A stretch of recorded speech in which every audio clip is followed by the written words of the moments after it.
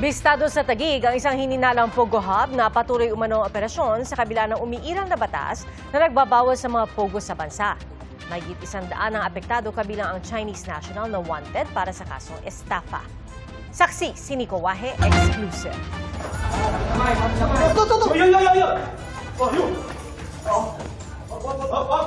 Sige, wala. Relax lang ha. Relax lang, mga pulis kami. Pakitaas lang ng kamay. ID.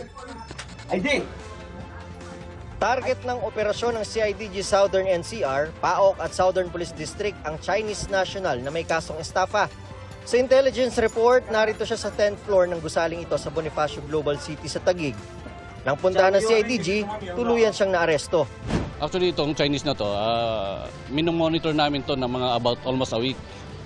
Hindi mailap lang kasi siya, kaya ngayon lang namin na tsambahan. Pero ang mas ikinagulat ng mga operatiba pag-akyat sa 10th floor, ang ilegal na operasyon ng Pogo rito. 8 mahabang lamesa na may mahigit 100 computers ang nakita ng otoridad. Nakadisplay sa bawat computer ang link ng umano'y illegal na online sugal. Mayroon ding nakitang mga cellphone sa bawat computer table. Ayon pa sa CIDG, tila may nagaganap pang love scams.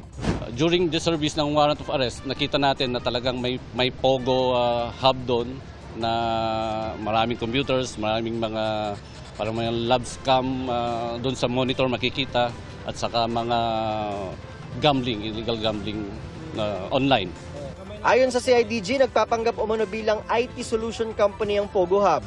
Yung pangalan nila, yung company name nila is hindi siya registered sa PAGCOR upon checking.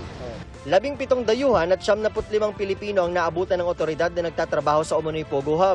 Continuous pa rin yung documentation namin sa kanila at kung talagang may violation, kung may working permit din yung mga foreigners natin, then dito lang. Ay kung wala, additional case to be filed against them.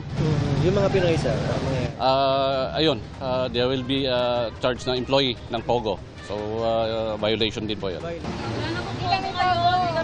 Ano po yun? Trabaho sa taas. May love scam din daw doon. Wala po! Wala! At kung bakit naman nasa Pogo Hub din ang naturang Chinese na target ng operasyon, Usually, nagiging interpreter siya ng mga Pogo Hub. wala pang pahayagan na arestong suspect at maging ang mga pamunuan ng establishmento kung saan sila nahuli.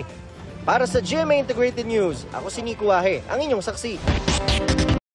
Mga kapuso, maging una sa saksi.